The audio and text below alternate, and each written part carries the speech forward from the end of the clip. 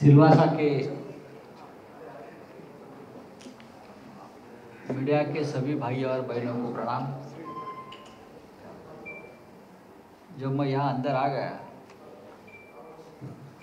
तो ये नज़ारा देखकर थोड़ा आश्चर्य हुआ मुझे कि सिलवासा जैसे एक प्रदेश में, जिसे हम एक छोटा प्रदेश मानते हैं, वहाँ इतनी बड़ी संख्या में मीडिया है और जागरूक मीडिया है।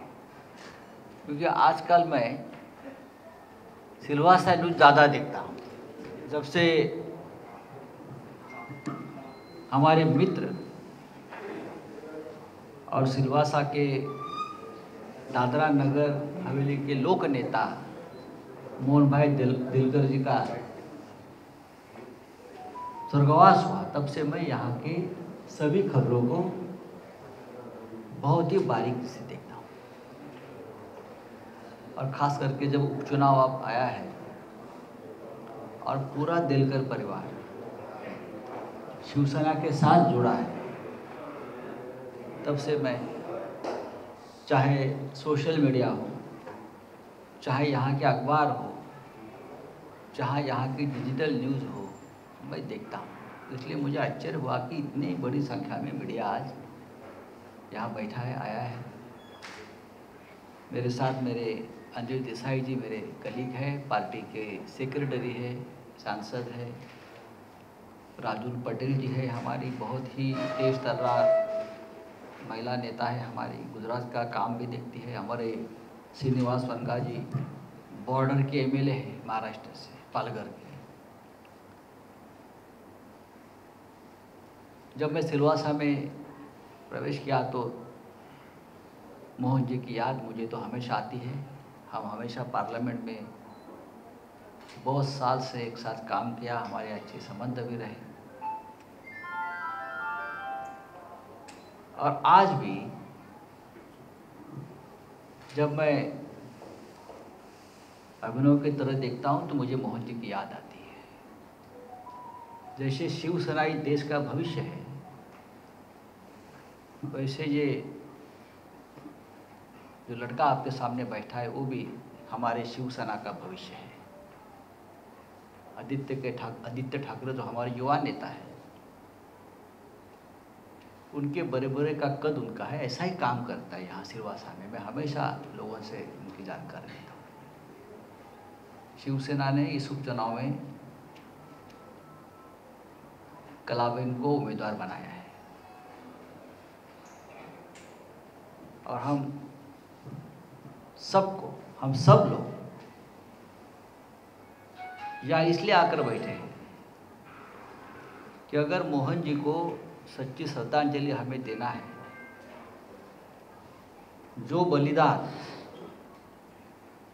मोहन जी ने यहाँ के लोगों के लिए दिया है,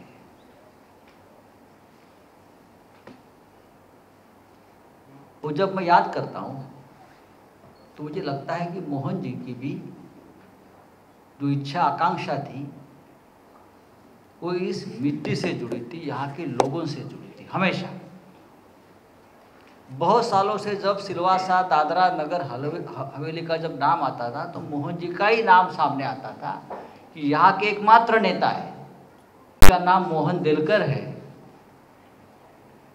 और जो हमेशा इस गांव के लोगों की, इस गांव की मिट्टी का प्रश्न लेकर यहाँ से प्रशासन तक तो पार्लियामेंट तक आवाज़ उठाते थे। लेकिन एक समय ऐसा आ गया कि जिस तरह से इतने बड़े नेता के ऊपर भी अन्याय हो गया, अत्याचार हो गया, उनके सामने उनके खुद के लोगों को ख़त्म करने की कोशिश की, अधिकार हक छीनने की कोशिश की, और उनके बाद जो मोहन जी ने मुंबई में आकर, मैं मानता हूँ, आत्मसमर्पण, आत्म बलिदान किया, वो हम कभी नहीं भूलेंगे। और शिवसेना पूरी ताकत के साथ दिलकर परिवार के साथ खड़ी है। ये झगड़ा भारतीय जनता पार्टी के साथ नहीं है, किसी सरकार के साथ नहीं है। यहाँ की सिस्टम, यहाँ की व्यवस्था, जिस व्यवस्था ने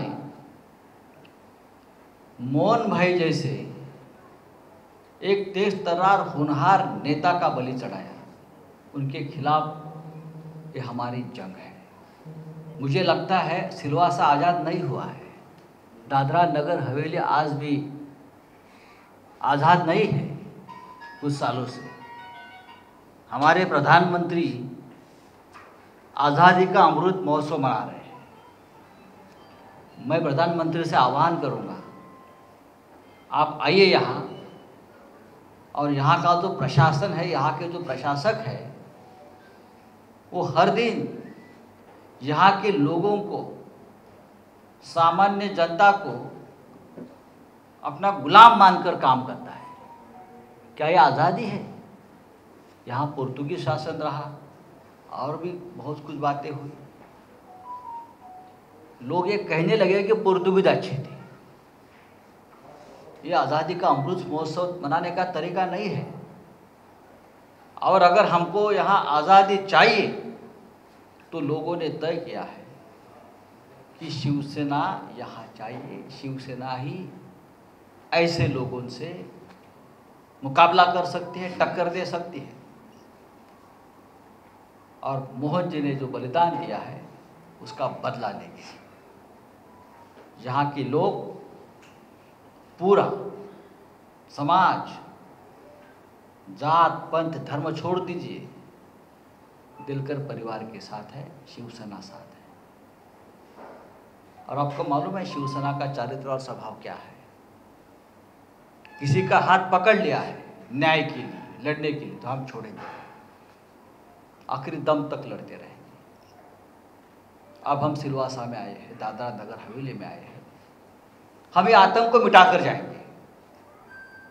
ये जो आतंक यहाँ चल रहा है, ये आतंक हम खत्म करके यहाँ से हम निकलेंगे। और पूरा जिम्मा हम, कलाबेन जी है, अभिनव है, उनके साथ हम खड़े रहेंगे। बोलिए, क्या पूछना चाहते हो?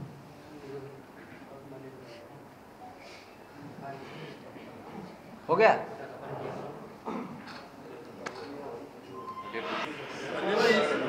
लोकसभा उपचुनाव में भाजपा की तरफ से एक पूरी फौज, मंत्रियों की फौज आई है केंद्र से। देखिए, देश में कुछ काम बचा नहीं है, देश में कुछ काम बचा ही नहीं है, तो पूरी मंत्रियों की फौज ये दादरा नगर हवेली में बिठाकर आप वो भी उपचुनाव में आप क्या साबित करना चाहते हो? रेलवे मंत्री, मैंने सुना कि रेलवे मंत्री 5 दिन से यहाँ डेरा लाकर बैठे हैं, जैसे पूरा रेलवे को बेच दिया, जैसे एयर इंडिया बेच दिया, और कुछ काम नहीं है रेलवे मंत्रालय को। और भी मंत्री आएंगे, हाँ, राज्यों के मुख्यमंत्री बैठेंगे, उनका तो आदत है। पश्चिम बंगाल में भी गए थे, पश्चिम बंगाल में तो पूरा केंद्रीय मंत्रिमंडल, पूरा देश गया था, लेकिन ममता के सामने उनका कुछ नहीं चला। वैसे हमारे कलाबेन के सामने एक ताकत है, पावर है, सत्य की जीत, सत्य की होगी यहाँ। तो आप लाइए ना, किसको लाना है लाइए, जो बाइडेन को लेके आइए, किसको लाना है आपको, आप लाइए। विकास के नाम पर यहाँ कहाँ है विकास? बुनियादी सुविधाएं, यहाँ पे ज्वलंत समस्याएं नगण्य हो चुकी है, काम जिक्र नहीं है, तो लोगों को गुमराह होने से बचाने के लिए भारतीय जनता पार्टी की ये हमेशा की राजनीति रही है कि विकास का मुद्दा छोड़कर और बातों पर आप गुमराह करो, ये हमेशा है। मैंने हमेशा देखा है 15-20 साल से मोहन भाई हमेशा यहाँ के प्रश्न उठाते थे सर, यहाँ संघर्ष भी करते थे, मैं जब वहाँ की न्यूज़ देखता था। लेकिन अब सब कुछ बंद है। ये प्रशासन के हाथ में जिस तरह से तानाशाही के तरीके से पूरी पावर आप दे देते हो, तो चुनाव का कोई मतलब ही नहीं है। यहाँ जिला पंचायत है, यहाँ सांसद है, लेकिन उसका आवाज़ आप अगर दबा देते हो तो कौन से आज़ादी का आप अमृत महोत्सव मना रहे हो भाई? तो सर, एक तो ये यूनियन टेरिटरी है, एक केंद्र शासित प्रदेश है, यहाँ के जो प्रशासन ने भी लोक प्रतिनिधि से मिलजुल कर काम करना चाहिए, उनकी बात सुननी चाहिए। सर, परमवीर सिंह मामले में जांच, परमवीर सिंह सिलवासा में है सर, सॉरी, सिलवासा में छुपा है क्या? नहीं सर, मैं इसी बात पे आ रहा हूँ। हाँ। परमवीर सिंह मामले की जांच तो आपकी सरकार तेजी से कर रही है, बट मोहनडेलकर मामले एसआईटी काम आपको पता चलेगा एसआईटी क्या कर रही है, और जो गुनहगार है यहाँ बैठे हैं जिनकी वजह से हुआ है उनको भी पता चल रहा है कि एसआईटी किस दिशा में जा रही है। सर सिंपैथी वक्त तो ठीक है, लेकिन उसके साथ विकास का भी तो मामला बनता है, तो क्या मुद्दे ले जाते हैं? देखो भाई, सिलवासा के जो मुद्दे हैं या दादरा नगर हवेली के जो मुद्दे हैं वो लगभग 20 साल से मोहनडेलकर जी या यहाँ का जो जिला पंचायत काम कर रही है।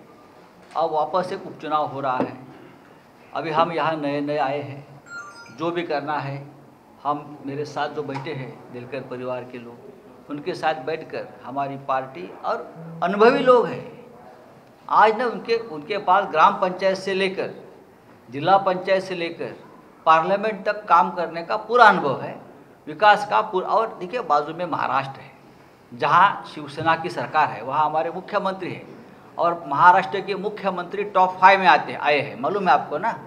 महाराष्ट्र के मुख्यमंत्री विकास के मुद्दे पर पहले देश में पहले 5 में आते हैं, तो उसका भी प्रभाव यहाँ पड़ेगा ना कुछ ना। इतना बड़ा प्रदेश बाजू में है।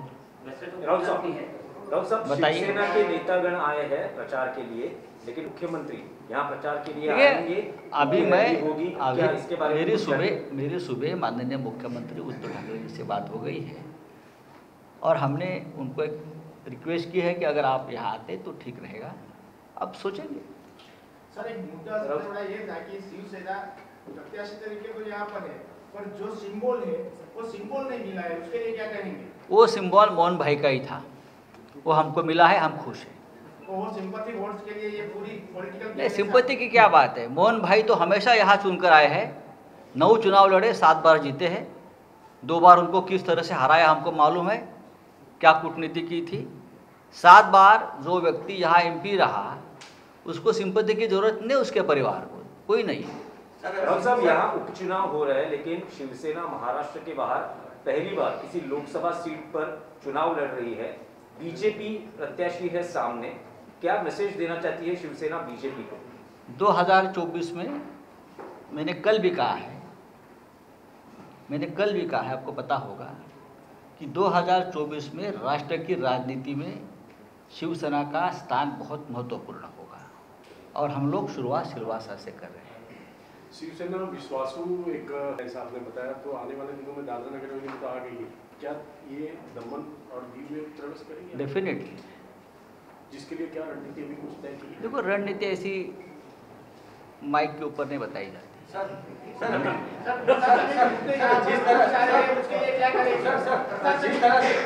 जिस तरह से मोहन भाई यहाँ के प्रशासन से लाचार हुए थे, तो क्या कलाबेन की परिस्थिति ऐसी नहीं है कि नहीं, अभी शिवसेना उनके साथ है। शिवसेना, आपको मालूम है ना, शिवसेना दूसरों को लाचार बनाती है। ये स्वाभिमान का मुद्दा है, ये स्वाभिमान की लड़ाई है और शिवसेना स्वाभिमान का दूसरा नाम है। मैं आपको बताना चाहता हूँ, ये हमारी बहन है, ये हमारी माँ है, ये हमारा बेटा है महाराष्ट्र का। पूरा महाराष्ट्र, पूरी शिवसेना मजबूती से उनके साथ, यहाँ नहीं दिल्ली तक। और हम आश्वासन नहीं देते, हमारा वचन होता है। कभी हम वचन की बात करते, प्राण जाए पर वचन न जाए। तो क्या राहुल साहब कितने वोटों की उम्मीद रखते हैं, कितनी भारी मात्रा में विजय होगा ऐसे आपको लगता है? सिलवासा की इतिहास में सबसे बड़ा विजय होगा,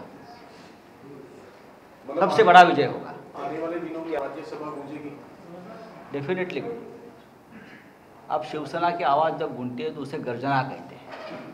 तो ये गर्जना सिलवासा की, दादरा नगर हवेली की गूंजेगी पार्लियामेंट में। सर, काफ़ी टाइम से यहाँ पे मिनी असेंबली मांगी जा रही है, तो क्या शिवसेना जीतने के बाद इसके लिए प्रयास करेगी? देखिए, जो बात यहाँ की लोगों की मांग है उसके लिए हम वचनबद्ध हैं, वो लेकर हम जिसके दरवाजे पे जाना है, खटखटाना है, वो खटखटाएंगे। उससे भी छोटे प्रदेश को असेंबली मिली है, आपको बताना चाहता हूँ। दादरा नगर, बराबर, हाँ, वहाँ तो 20 विधानसभा की असेंबली है, पांडिचेरी 20। क्योंकि यहाँ और प्रशासन के सामने यही सही रहेगा कि भाई अगर मिनी असेंबली मिलेंगी तो इनको इंडिविजुअली पावर, अगर हमको आज़ादी की उम्मीद हम रखते हैं तो आज़ादी असेंबली से ही जाएगी। प्रशासक जो यहाँ बैठा है, एडमिनिस्ट्रेटर, जो एक विक्षिप्त आदमी है, जो यहाँ के लोगों को अपना गुलाम मानता है, यहाँ के सरकारी कर्मचारी हो, यहाँ के टीचर्स हो, यहाँ के शिक्षक हो, यहाँ की महिलाएं हो, आप जाकर एक बार उनका सर्वे कर लीजिए, लोग क्या बोलते हैं आपके बारे में। लोग उनकी वजह से मोदी जी को गाली देने लगे। यहाँ मैं मोदी जी को बताने वाला हूँ जाकर, मोदी जी की छवि बहुत यहाँ खराब हो रही है। भारतीय जनता पार्टी के लोग परेशान हैं। कौन? पूरा प्रदेश परेशान है। रामायण महाभारत में कुछ राक्षस इस प्रकार के काम करते थे, ये तो उनके ऊपर चला गया। यहाँ एक सांसद को आत्महत्या करनी पड़ी उनके वजह से।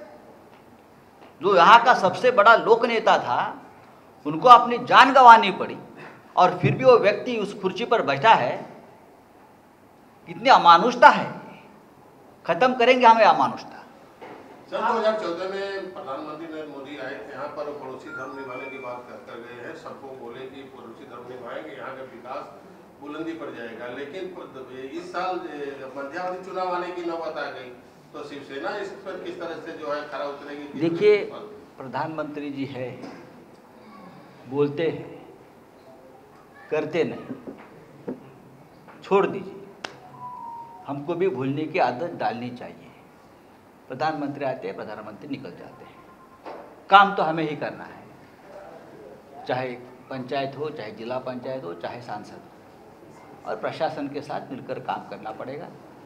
अब तक थोड़ा ब्रेक लगा है, लेकिन ये उपचुनाव हम जीतने के बाद ज़रूर यहाँ वापस एक बार काम को गति मिलेगी। सरपंचों के पास कोई पावर नहीं। आप जो बात कर रहे हैं लोकसभा और विधानसभा की, तो मैंने बोला पंचायत की बात मैं कर रहा हूँ ना। सरपंचों को पावर थी पहले, नहीं दिया है अभी। पावर दिलाने के लिए आपकी सरकार, आपकी पार्टी क्या मेहनत करेगी, किस रूप में करेगी? सरपंचों के पास कोई पावर नहीं। हमारी पार्टी मेहनत नहीं करती, काम करके लेती है। शिवसेना है भाई, करेंगे, आप देखते रहिए, करेंगे। संजय जी, आने वाले 2.5 साल ही आपके पास है, उसके बाद की क्या आगे की रणनीति 24 में क्या रहेगी? क्या आप साथ साथ ही रहेंगे या फिर बाद में? अब ये एक पारिवारिक रिश्ता जुड़ गया है हमारा, ये कोई राजनीतिक रिश्ता नहीं है। एक परिवार, शिवसेना भी एक परिवार है, और अगर हमारे परिवार में कोई आता है तो हमेशा हमारे साथ रहता है। तो ये कोई सिर्फ चुनाव आज का या कल का चुनाव की बात मैं कभी नहीं करता। मतलब शिवसेना में अब सांसद की संख्या में 2 और बढ़ोतरी होगी, दमन और दादरा। हम तो उससे भी ज़्यादा बढ़ाना चाहते हैं, बाजू में गुजरात भी है, लेकिन दमन तो आएगा, आप देखिए। ठीक है, थैंक यू।